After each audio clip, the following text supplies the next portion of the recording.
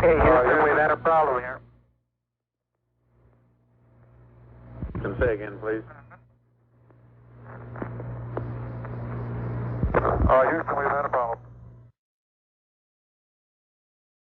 It was plagued by bad omens and bad luck from the very beginning. Looks good here, flight. Good agreement.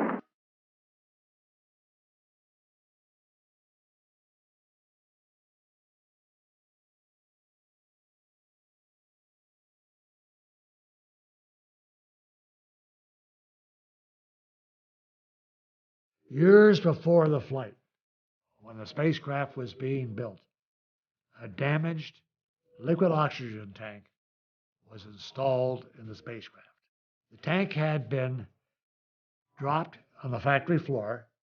A little piece of plumbing had prevented the normal procedure for removing oxygen after a routine test prior to the flight. And then on the day before flight, we filled up the tank again with liquid oxygen, and it was a bomb waiting to go off.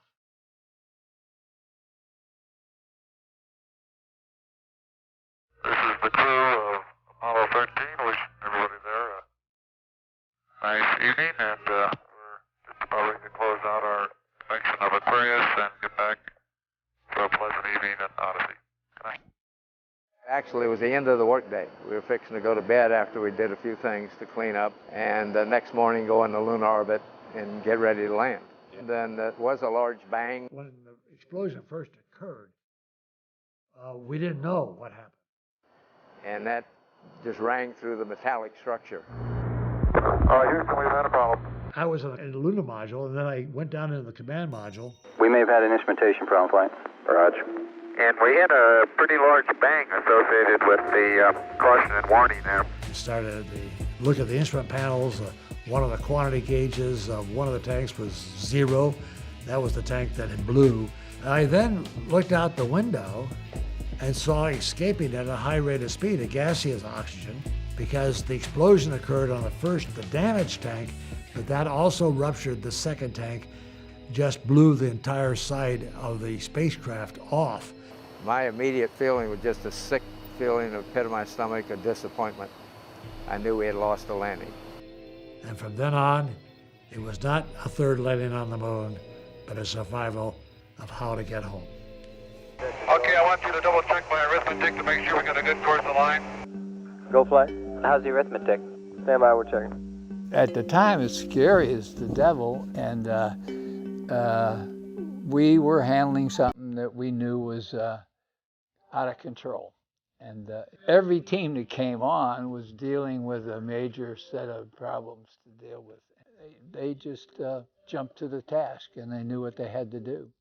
Okay, now let's everybody keep cool. We got LEM still attached. The LEM spacecraft's good, so if we need to get back home, we got a LEM to do a good portion of it with.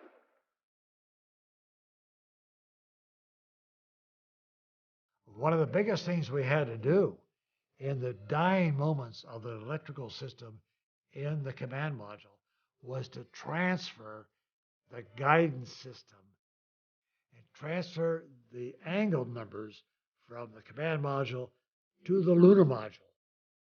And we only had about 15 minutes to do that.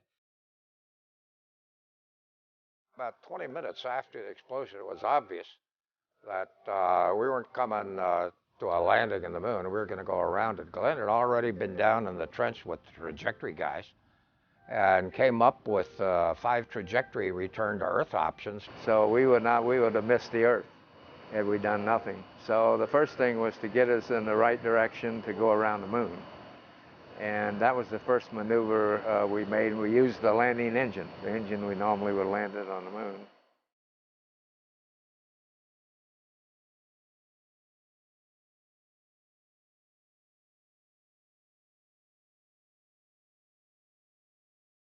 Everybody seemed to be moving in the right directions without being directed. Everybody had a sense of what had to be done. The training guys brought the simulators up over there, and the crews were over in the simulators tracking virtually everything they were doing. Every configuration change that was proposed to be done was already being worked over in the simulators there. So you started getting answers from all these various directions.